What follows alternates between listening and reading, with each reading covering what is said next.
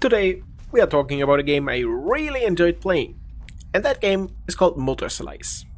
Now, there's something weird about MOTORSLICE. Not weird in a sense of this game replaced all the dialogue with goat noises and called it art kind of way. Weird in the way certain dreams feel when you wake up and still remember the mood, but not the details of it. It sticks to your brain. You finish a session, put the controller down, maybe stare at your ceiling for a hot minute and think, why do I suddenly want to climb an abandoned concrete megastructure while listening to industrial drum and bass? And that is the magic of it. MOTORSLICE doesn't really feel like it belongs to one genre, one influence, or even one era of games.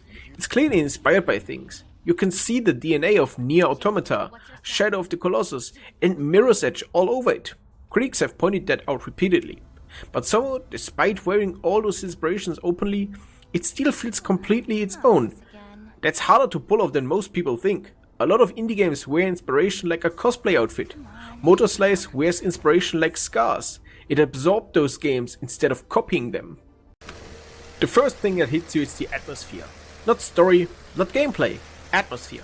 The game throws you into these gigantic Brutalist environments that feel less like levels and more like forgotten monuments, built by a civilization that was deeply committed to concrete. I mean, deeply committed. Whoever designed this level looked at a parking garage and thought, what if this was emotionally devastating? And somehow, that actually works. Everything in MOTORSLICE feels enormous. The walls feel too tall. The pits feel too deep. The structure looks like they were built for gods or forklifts the size of apartment buildings. You're tiny in comparison, an ant. And the game constantly reminds you of that scale. A lot of games tell you the world is dangerous. MOTORSLICE makes you feel insignificant inside it. And there's the difference. That feeling is where the uniqueness starts. Most action games want you to feel powerful immediately. MOTORSLICE doesn't. It wants you to feel fragile, stubborn, and slightly lost. You're not some unstoppable superhero. You're basically an enemy girl with a chainsaw trying to die, not to die every 14 seconds while industrial machinery attempts to turn you into salsa. The protagonist, just called P, is another reason the game stands out. On paper, she sounds dangerously close to becoming generic, mysterious enemy girl number 47. She's quite melancholic, stylish, wandering through a dying world, fighting machines. We've seen this setup before. But the way the game handles her is surprisingly restrained. She's not constantly explaining the lore. She's not screaming about a destiny every 5 minutes. She mostly just exists in the world naturally, and that restraint gives her personality more weight. Her relationship with Orbi, the floating drone companion, is especially interesting, because it's awkward in a very human way. A lot of games try to make companion dialogue feel cinematic or profound all the time. MOTORSLICE lets conversations breathe awkwardly. Sometimes they are funny, sometimes they go nowhere. Sometimes P barely reacts to you at all. According to reviews, you can choose responses for Orbi that don't really change much because P doesn't fully understand him anyway. That's such a strange design decision, but it weirdly reinforces the loneliness of the game. You're communicating, but not fully connected. And then there's movement. Oh, we have to talk about the movement in this game. Because this is where MOTORSLICE either becomes your favorite indie game of the year, or the reason your neighbors will hear screaming at 2 AM. The parkour system is intentionally demanding. People have pointed out how rigid and punishing the controls can feel, especially with wall running and chainsaw traversal mechanics. And to be honest, that friction is also part of why the game feels so memorable. I know that sounds insane, because bad controls are actually good. It's usually the kind of sentence that gets someone banned from game discussions forever. But hear me out on this. Modern games are obsessed with smoothness. Everything has to feel frictionless. You push a button and your character elegantly magnetizes towards the fun. MOTORSLICE refuses to do that. It demands your absolute precision on everything. It demands intention, and sometimes it demands your soul. When you nail a difficult traversal sequence in MOTORSLICE, it feels incredible, because the game never guarantees your success here. You had to earn it. And there's a physicality to the movement that makes every jump feel dangerous. Falling isn't a minor inconvenience. Falling is sudden, violent, humiliation, sometimes hilariously violent.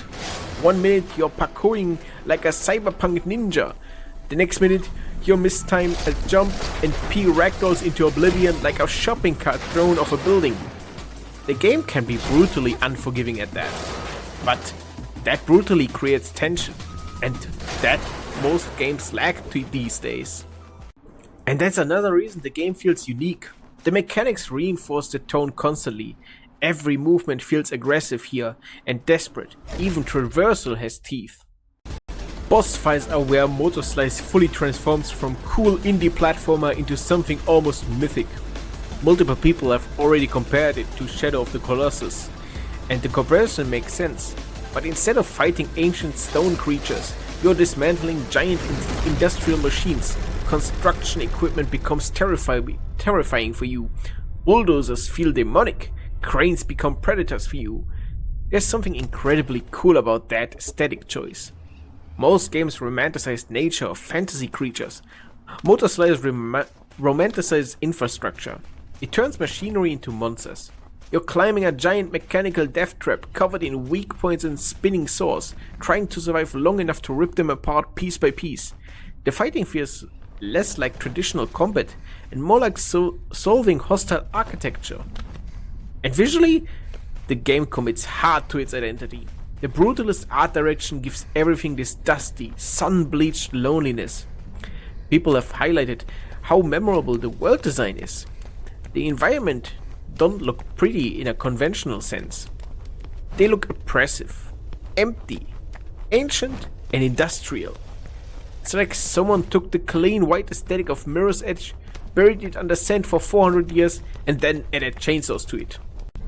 If Mirror's Edge is an Apple store, MOTORSLICE is an abandoned cement factory, where ghosts probably communicate through drum and bass. Speaking of music, the soundtrack deserves credit for understanding restraint. Apparently, the game only has a handful of tracks. Normally, that would be a point of criticism. But here, it weirdly enhances the mood. The music isn't trying to dominate your scene when you're fighting. It drifts in and out like an environmental memory. That sparse soundtrack makes the empty space feel much emptier. Silence matters in MOTORSLICE. That's something modern games often forget. They are terrified of quiet moments. They constantly throw dialogue, markers, tutorials or cinematic music at the player because they are afraid they'll get bored. MOTORSLICE is comfortable letting you sit in emptiness. It trusts atmosphere more than exposition. And honestly, that confidence is probably the biggest strength of the game. The game doesn't over-explain itself. It doesn't desperately scream lore every 5 minutes. It doesn't bury you under collectible audio logs explaining the tragic history of Concrete Sector 7B. And thank God instead, it lets the world speak through scale, architecture and mood. You feel like there's history even when you don't fully understand it. It reminds me of a lot of these older games where mystery was allowed to exist naturally. Not every question needed an answer. Not every character needed a 3-hour backstory podcasted narrated by a depressed wizard. MOTORSLICE understands that mystery can be emotional instead of informational. Another thing that makes the game stand out is how intensely indie it feels in the best possible way. Not indie as in pixel art or farming mechanics. Indie as in uncompromised creative vision. The game feels like it exists because somebody had a very specific image in their head and refused to water it down. That kind of commitment creates rough edges. Sure, I give it that. Reviews mention frustrating controls, camera issues, and occasional confusion about objectives. And they are right. But those flaws almost become part of the personality. MOTORSLICE feels handmade, messy and very personal at that. Also, I have respect of how unapologetic this game is. It's sincere in a way that's becoming increasingly rare. MOTORSLICE never feels embarrassed by itself. It fully commits to the melancholic anime parkour chainsaw existentialism, which is a sentence I never expected to say in my life. a lesser game would constantly wink at the audience or drown itself in irony. MOTORSLICE plays everything completely straight, and because of that sincerity, emotional moments actually land. Well, mostly. Some reviewers said that the story and dialogue were underdeveloped, and that criticism is absolutely fair. That narrative isn't especially deep or complex in this game. But honestly, I don't think the story is the main attraction anyway here. The emotional storytelling happens through movement in space more than dialogue. You remember the feeling of climbing a giant machine at sunset, more specific than plot details. And honestly, that's enough for a good game. Games don't always need intricate lore to be emotionally effective. Sometimes mood is stronger than narrative. MOTORSLICE understands that. There's a fascinating tension between precision and chaos in the gameplay. That platforming feels very demanding, but the visual style feels chaotic and dusty and unstable. You're trying to perform elegant movement in a world that looks like it's collapsing under its own weight. That contradiction gives the same energy. Even the title, MOTORSLICE, sounds like a fake game from an early 2000s cyberpunk anime that somehow became real a decade later. It sounds aggressive and ridiculous, and weirdly cool. Like if a chainsaw started a metal band. And the funny thing is, despite all the obvious influences, there really aren't many games that feel exactly like this. Plenty of games have parkour, sure. Plenty of games have giant bosses. Yeah, and plenty have anime aesthetics. But very few combine those elements with this specific oppressive industrial melancholy. That combination becomes the identity of the game. The best comparison I can make is that MOTORSLICE feels curated rather than assembled. Every part of the experience feeds the same emotional tone. The architecture, the movement, the sparse music, the giant machines, the lonely conversations, and the brutal deaths. They all support the same atmosphere here. Even the frustration in this game becomes strangely memorable, because they fit the world design. The awkwardness, the difficulty, and the occasional mechanical stubbornness. It all reinforces the feeling that this world resists you constantly. And honestly, I think that's why a lot of people are responding so strongly to it. We're in an era where many games are engineered for maximum accessibility and retention metrics. MOTORSLICE feels like it was made because somebody had a dream and they desperately wanted to share it, even if parts of it were extremely rough. And there's humanity in that. Messy humanity, sure, occasional controller breaking humanity, but still humanity. The game also benefits massively from timing. Right now, a lot of players are exhausted by open world and endless live service treadmills. MOTORSLICE feels focused by comparison. It's compact, intentional, weird. It doesn't want your entire life. It wants your attention just for the moment.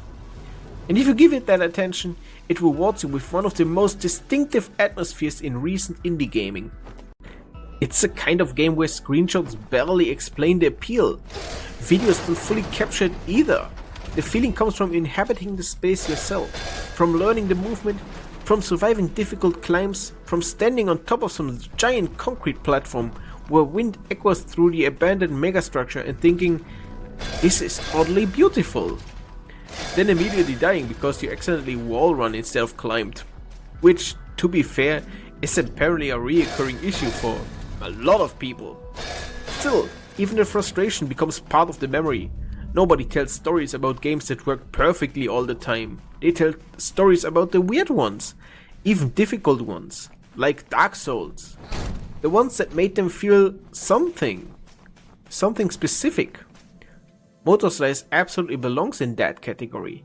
It's not flawless, by any means. Some players will bounce off the controls hard, and some will find the story too vague. Some will get tired of repeated deaths and precision platforming. Those criticisms are legitimate. But uniqueness rarely comes from perfection. Uniqueness comes from commitment, from atmosphere, and from identity. From games that know exactly what emotional frequency they want to operate on. And MOTORSLICE operates on that frequency of lonely industrial poetry. And it works. That's the best part.